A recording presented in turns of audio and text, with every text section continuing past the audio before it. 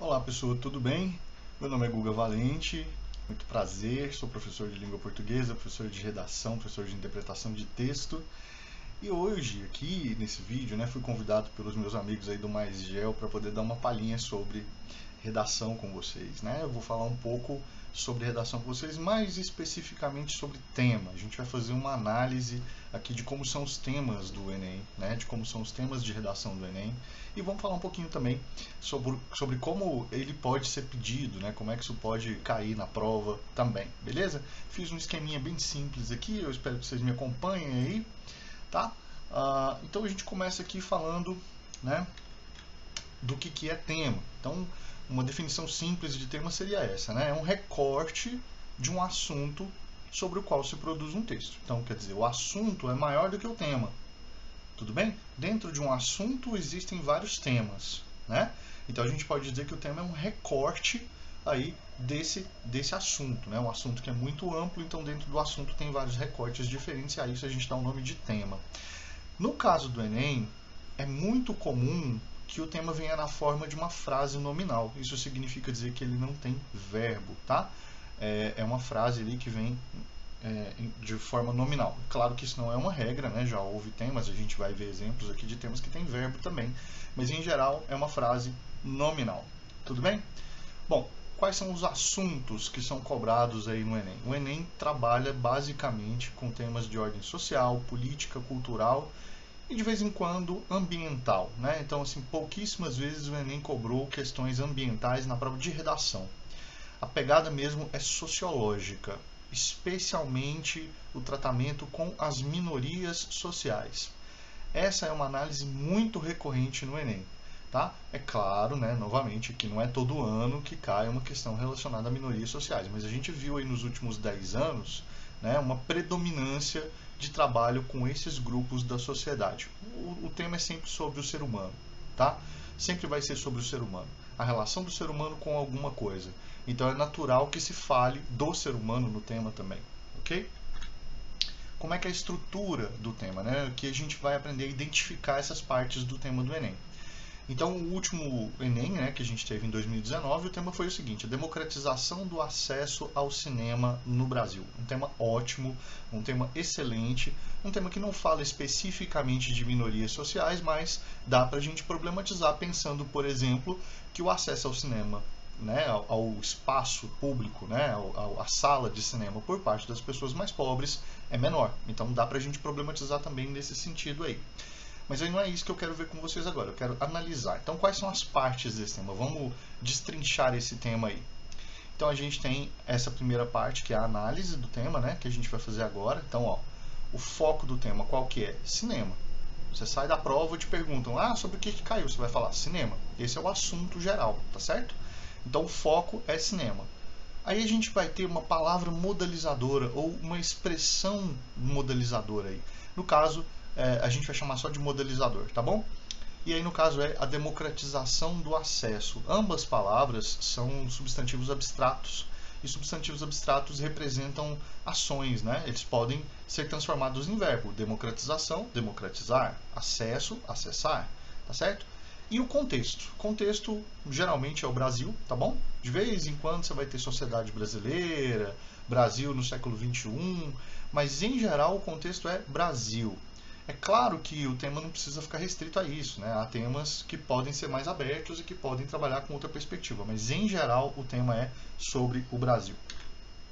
Então, basicamente, a estrutura dos temas que a gente tem visto no Enem segue a seguinte ordem: palavra modelizadora, foco do tema e contexto. Então, quando você pegar a sua prova, você vai procurar isso, MFC. Palavra modelizadora, foco do tema e contexto. A gente vai analisar alguns temas aqui e você vai ver que isso é recorrente. Então, olha aqui. Em 2013, o tema foi efeitos da implementação da lei seca no Brasil. Então, efeitos da implementação, a gente tem a modelização, ou seja, o direcionamento da discussão. A discussão vai ser feita em que sentido, tá? Então, efeitos da implementação da lei seca no Brasil. Então, lei seca é o foco do tema. Você sai da prova e te pergunta, caiu sobre o quê? Caiu sobre lei seca. Então sempre pensa nisso, né? Sempre pensa nesse lance assim, quando você sai da prova te perguntam qual é o tema, né? Qual que é a primeira coisa que te vem à cabeça? Em geral vai ser o foco do tema, tá? E no Brasil é o contexto, né? Depois, em 2015, a gente teve a persistência da violência contra a mulher no Brasil. Então, a persistência é o modelizador, né, da violência contra a mulher. Então, violência contra a mulher é o foco do tema. E no Brasil é o contexto. 2017, desafios para a formação educacional de surdos no Brasil. Então, desafios é o modelizador, está direcionando. Então, você tem que falar dos desafios, né? E o tema é formação educacional de surdos. Esse é o foco, né? Formação educacional de surdos no Brasil, que é o contexto. Em 2014 nós tivemos publicidade infantil em questão no Brasil. Agora o que você percebe? Que houve uma inversão. Então ao invés de começar com o modelizador, começou com o foco, publicidade infantil. Ah, o que caiu na redação que você fez? Ah, caiu sobre publicidade infantil. Certo? Então aqui a gente tem o foco, a gente tem o modelizador ali, ó, em questão, e a gente tem o contexto no Brasil. Mas obviamente isso não é uma regra, tá? Então a gente está vendo aqui outros temas que não obedecem a essa estrutura que eu coloquei aqui. Então em 2012, por exemplo, o tema foi Movimento Imigratório para o Brasil no século XXI. Aqui a gente não tem modelizador. A gente tem só o foco do tema, movimento imigratório. O tema foi sobre o quê? Foi sobre movimento imigratório para o Brasil no século XXI. Então o Brasil do século XXI é o contexto, tá? O movimento migratório é o foco do tema. Em 2011, a gente teve Viver em Rede no século XXI, os limites entre o público e o privado. Então, viver em rede é o foco do tema. Aí tem um verbo, tá vendo? O verbo está no infinitivo, né? Ele não está conjugado, mas mesmo assim é um verbo. Então, viver em rede no século XXI, os limites entre o público e o privado. Então, viver em rede é o foco, no século XXI é o contexto, os limites entre o público e o privado é a modelização, o direcionamento. É para falar sobre viver em rede como? Sobre a perspectiva dos limites entre o público e o privado, né? Em 2016, caminhos para combater a intolerância religiosa no Brasil. Então, caminhos para combater é o modelizador. A gente tem ali um verbo novamente, né, no infinitivo. A intolerância religiosa é o foco do tema. No Brasil é o contexto. Em 2007, o desafio de se conviver com a diferença, tá? Então, observe que aqui, por exemplo, não tem contexto, né? A gente tem aqui, isso é um tema mais antigo, né? Esses temas mais recentes é que são mais parecidos, mas esses temas mais antigos realmente mudam um pouco. Então, o desafio de se conviver, a gente tem aqui o modelizador. Com a diferença, a gente tem o foco. Então, o tema foi sobre o quê? Foi sobre diferença, tá? E aí, a gente tem a modelização, o direcionamento. Tudo bem? Bom, temas que não caíram ainda para você ficar aí atento, tá certo? A gente tem a questão do preconceito linguístico, é um tema muito interessante, o Enem cobra muito questão relacionada à variação linguística, variedade linguística, vale a pena dar uma estudada nisso, todo ano tem caído na prova de língua portuguesa, de linguagens e códigos, né? Então é provável que esse seja um tema também, tudo bem? A questão LGBTQ+, ah, mas o governo Bolsonaro, ah, mas esse povo é preconceituoso, não importa, né? Quem faz a prova não é o Bolsonaro, tudo bem? Então a gente pode sim ter um tema como esse aí na prova, ainda que o presidente se revire lá na cadeira dele, porque não pode falar desse assunto que ele acha um absurdo, né? Mas não importa a opinião dele, dane-se a opinião dele, pode cair sim esse tema aí. Estatuto do Indígena, né? A gente viu aí, a gente acompanha, né, todos os anos o massacre dos indígenas no Brasil, os povos originários, em que esse tema nunca foi cobrado no Enem, então a gente pode ficar atento a ele também. A questão do envelhecimento, né? Ah, Guga, mas em 2009 caiu a questão do envelhecimento. Sim, mas a prova foi cancelada, né? Então, assim, aquela prova não valeu. Teve que ter uma outra prova depois que valeu, então aquela prova nem foi corrigida, né? Foi uma prova que foi anulada. Então, a questão do envelhecimento pode sim ser novamente pedido aí, né? Especialmente com esse momento de pandemia que a gente viveu, que a gente está vivendo, né? Muitos idosos aí como grupo de risco falecendo e tudo mais.